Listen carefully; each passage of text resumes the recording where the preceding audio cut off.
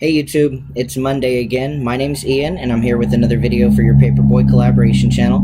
This week's topic was our question and answer, so we've got some fantastic questions sent in, so we'll get right down to it.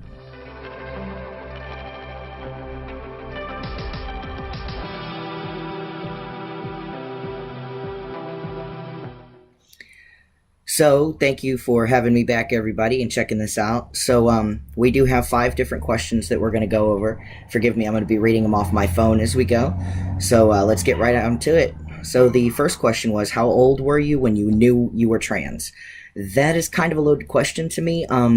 I think that many of us knew that there was a sense of something different or, wrong feeling about us from early childhood, but I'm going to answer it a little bit differently. For me, I didn't actually know what transgender meant until I was quite a bit older, and I had met trans people and got to know a trans guy, actually, and it kind of became solidified in my mind. But because I was so ingrained in the lesbian community, I kind of kept pushing it down for a little while.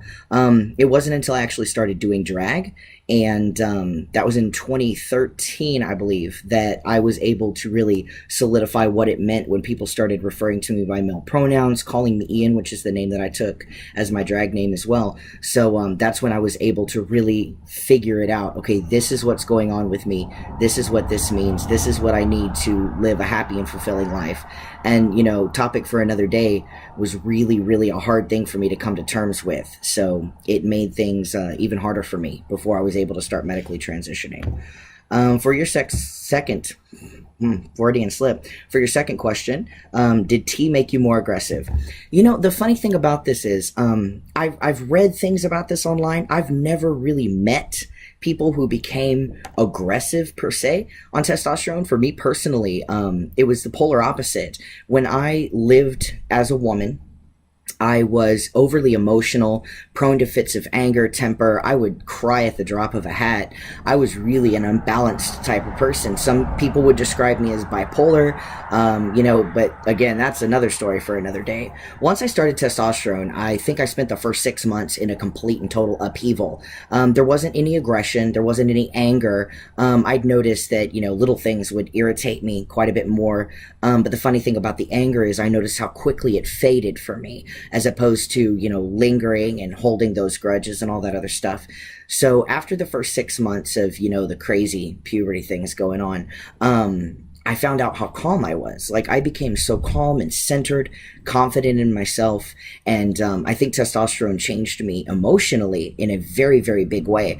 I really can't cry anymore. Like, if I feel like I need to cry, but I just can't get the tears out, I'll actually watch, like, sad, heartwarming videos on YouTube or something. So other than that, I really don't have these emotional ups and downs like I used to, and certainly not any aggression.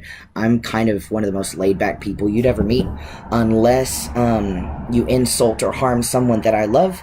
Then I find myself getting angry very quickly. I wouldn't attribute that to the testosterone, though, because that's something that's been with me my entire life.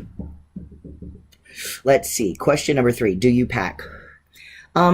Sometimes. When I'm doing drag, always, because it's kind of a thing. People look for that. But as far as day-to-day, not really. I find it uncomfortable. I don't really use an STP except for at home. I'm fine, sitting down in public bathrooms and everything. But as far as packing just on a day-to-day basis, I don't find that I need it to be comfortable, and sometimes I'm almost more aware of that part of my body, so it increases dysphoria for me. But again, that's just a personal thing. Question 4, why is your voice so high? So that's funny. I've had this question presented to me in a bunch of different ways. I still get misgendered over the phone quite often. I get called ma'am, like through the drive-thru at work, things like that.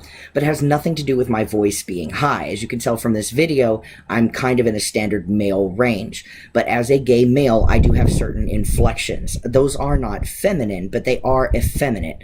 I don't sound like a woman. I do sound like a gay man.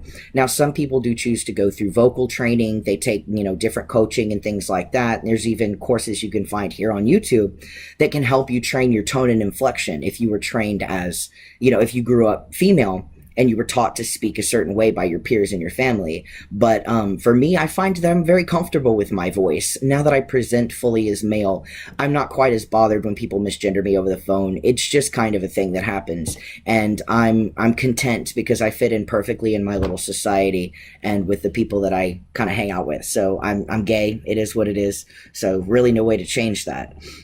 And then the last question, where do you see yourself in 10 years? That could be like any one of them, winning the lottery. I think that's kind of a dream that we all have a little bit. But I think in 10 years, I would be exactly where I'm at right now. I'm getting married this year, as you heard from the last video.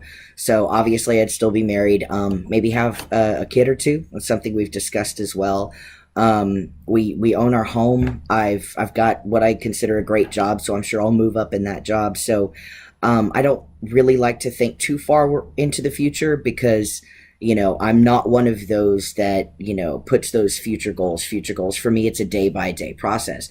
And I'm lucky enough to be happy and content where I'm at right now. So I have trouble kind of grasping the whole 10 years. Plus, I'm 33 years old. So being 43, that's completely insane in my mind. If you're in your young 20s and you can't imagine being my age, then you'll know exactly what I'm talking about, because every year that goes by, it's just like, how did this happen? I don't even know. So those are the questions that we had for this week's video. And for whoever sent these in, thank you so much, because they are great questions, honestly. And if you have any more, feel free to put them down in the comments below. I will be more than happy to answer those as I come across the comments, either probably going to be from my personal YouTube account though. And as always, make sure you subscribe and check out the following video in the link. Thank you so much for having me, everybody. We'll see you next Monday.